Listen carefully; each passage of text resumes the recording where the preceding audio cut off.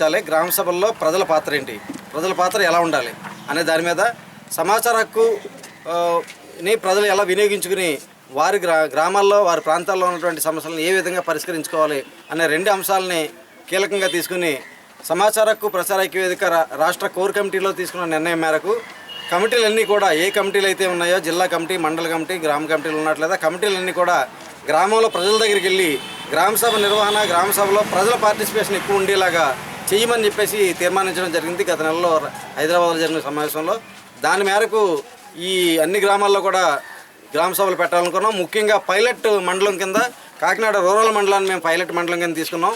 Kakinada rural మండలంలో ఉన్నటువంటి అన్ని గ్రామాల్లో కూడా ఈ తరహా సమావేశాలు నిర్వహించి ప్రజలకి చైతన్యవంతం చేసి ప్రజలకు అవగాహన కల్పించే ఉద్దేశంతో ఈ కార్యక్రమాన్ని నిర్వహించడం జరుగుతుంది. ఈరోజు సర్పవరం గ్రామంలో ఈ సమాచార హక్కు ప్రచార ఐక్యవేదిక తరఫున గ్రామ సభలు ఎలా నిర్వహించాలి, గ్రామ సభలో ప్రజల పాత్ర ఎలా ఉండాలనే దాని మీద చాలా కూలంకషంగా చర్చించడం జరిగింది.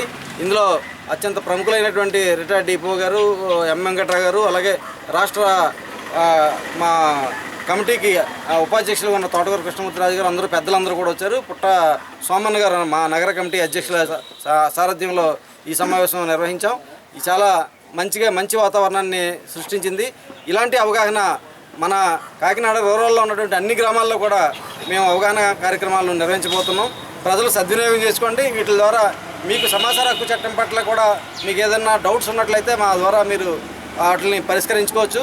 ఈ చైతన్యవంతమైనటువంటి ఉద్వేగభరితమైనటువంటి జరిగినటువంటి సమావేశాలు అన్ని గ్రామాల్లో విజయవంతం చేయడానికి ముఖ్యంగా మా కమిటీ ముందుంది.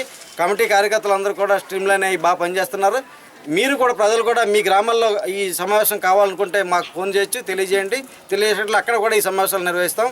ఇలాంటి సమావేశాల ద్వారా ప్రజల్లో కొంచెమైనా చైతన్యం వచ్చినప్పుడు గ్రామ స్వరాజ్యం సిద్ధిస్తుందని చెప్పి భావిస్తూ ఈ కార్యక్రమాన్ని నిర్వహించడం జరుగుతుంది.